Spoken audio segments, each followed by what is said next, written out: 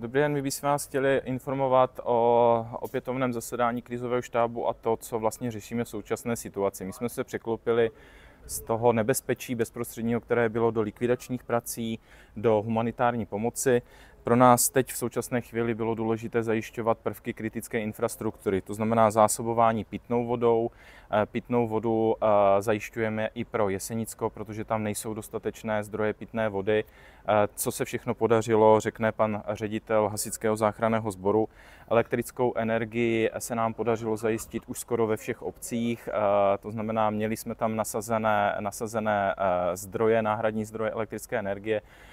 Pro nás je to důležité v tom, že dokážeme teďka už s obcemi komunikovat. Ta komunikace byla doposud složitá, byli jsme domluveni třeba například na určité hodiny, kdy pan starosta prostě vyběhl na kopec, aby jsme mohli spolu mluvit. Byli jsme tam a objíždíme ty jednotlivé obce i osobně a zjišťujeme situaci. Teďka za chviličku pojedeme do dalších obcí, Bohdíkov, Ruda, kde budeme mapovat tu situaci a tu pomoc, aby jsme cílili co nejlépe. Co se týká likvidace odpadů, to je velké téma, protože samozřejmě s tím teďka obce si musí nějakým způsobem poradit.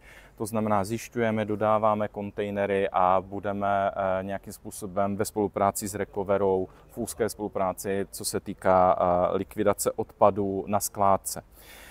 Stav cest, o tom bude za chvíli mluvit pan místostarosta. Tam moc děkuji za spolupráci Policie České republiky, která nám zmapovala celou oblast našeho ORP, co se týká cest i vodních toků. A my můžeme teďka cíleně se upřít tu sílu tam, kde potřebujeme. Například včera se nám podařilo vyřešit cestu mezi Starým Městem a Hanušovicemi ve spolupráci se správou silnic. Je tam příslib, že tato cesta, která vlastně je úplně odříznutá, co se týká Starého Města, tak do konce týdne zprovozní, tak aby to bylo přístupné. Co se týká povodí, tak tam je úzká spolupráce. Teďka nejtěžší situace je v Jindřichově, Hanušovicích, Bohdíkově, Rudě, kde potřebujeme to koryto řeky dostat zpět. Takže tam nasazujeme teďka veškeré síly, aby i v tom intervalánu obce to koryto jsme zpět dali do koryta, jak bylo, a intervalán obce mohli starostové nějakým způsobem uklízet. A pane řediteli, prosím, jestli můžete se vyjádřit k té pitné vodě a dalším, co bychom potřebovali sdělit našim divákům. Dobrý den.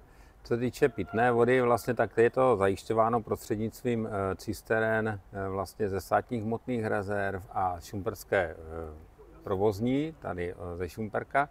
A samozřejmě my jsme dle požadavků jednotlivých obcí se snažíme naplňovat ty požadavky, takže v současné době máme na místě jednak ustaveno a zaplněnou vodou celkem 11 těch vlastně cisteren pro ty jednotlivé obce. Další, co se podařilo, tak se podařilo vlastně jednu velkou cisternu objemu 27 000 kubíků, nebo 27 kubíků vody, kterou máme zajištěnou z pivovaru Holba, která je taky vlastně plná vody a jsou ustaveny tam, kde bylo dle vlastně těch potřeb. Takže všechno to nějakým způsobem evidujeme a ty požadavky a samozřejmě posíláme tu vodu tam, kde je opravdu potřeba. Další věc, co je vlastně dobrý to, že se nám postupně, tak jak už pan starosta tady řekl, postupně vlastně obnovuje ta elektrika v těch obcích a samozřejmě ty požadavky, potažmo i tohle, tak se ta situace pomaličku sklidňuje. Další velkou oblastí je humanitární pomoc, o tom promluví paní místostarostka a pan ředitel městské policie. Jenom chci moc poděkovat vám všem, kteří nám zasíláte věcné prostředky do našeho skladu i kteří nabízíte svou prací, že byste přijeli nám pomoct s likvidací. Jenom bych varoval před nájezdem přímo do obcí. Komunikujte to dopředu se starosty, komunikujte to s naším krizovým štábem. My vytváříme pracovní skupiny, které plně vybavíme, pokud nemají prostředky ochranné a pracovní, a cíleně posíláme do jednotlivých obcí, kde jsou požadavky. Pracujeme i s vězeňskou službou, která vlastně od prvopočátku nám pomáhá, a vězni z Mírova a z vazení věznice Olomouce nám pomáhají s likvidací a moc jim za to chceme poděkovat. Já bych ještě, jestli bych mohl doplnit tu informaci, že vlastně co se týče nasazování jednotek dobrovolných hasičů, já vím, že spousta těch jednotek jsou připraveni a bombardují mě telefonáty, že by rádi vypomohli. Snažíme se opravdu cíleně, aby ta pomoc byla tam, kde potřebují.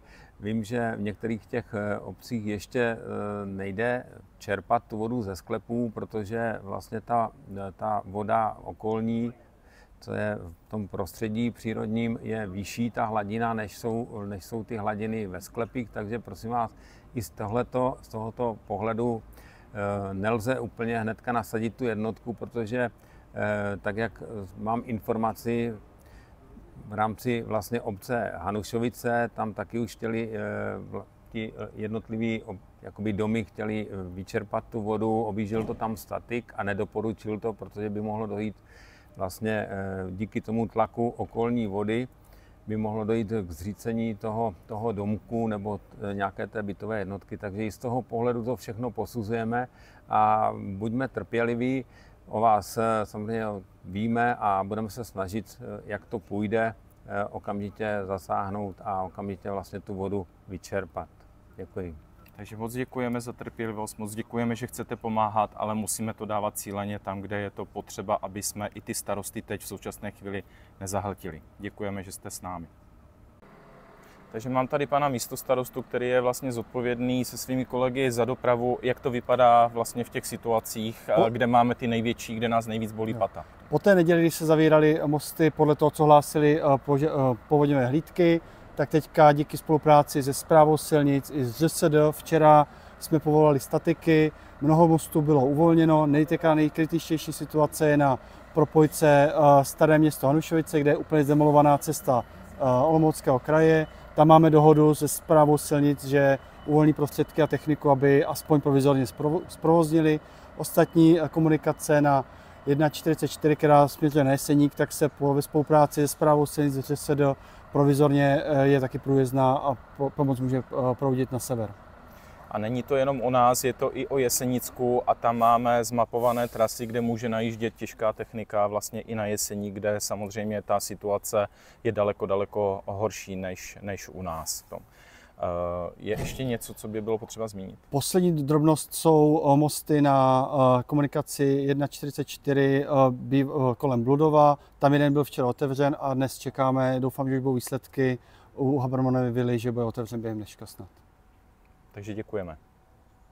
V rámci humanitární pomoci byl vytvořen tým, který přebírá požadavky převážně od starostů obcí, ale také nabídky od různých firem v rámci dobrovolníků. Humanitární pomoc se koordinuje v rámci součinnosti s městskou policií a předávám slovo panu řediteli. Děkuji. Městská policie v Šumperku zřídila svůj sklad, který přijímá humanitární pomoc, kterou nám posílají občané šumperští, mimošumperští, a na základě požadavků, které dostáváme z krizového štábu, tyto humanitární pomoci dále expedujeme do obcí, které jsou postiženy tou ničivou povodní.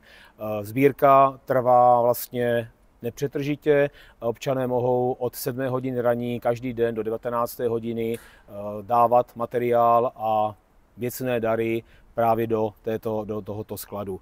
Preferujeme nářadí, které je použitelné k odstraňování škod, preferujeme savo, preferujeme uklidové pomůcky. Vše potřebné a veškeré informace najdete na stránkách města anebo na facebookových stránkách městské policie. Velké poděkování patří všem občanům, kteří se na této sbírce podílí. Děkujeme. Děkujeme.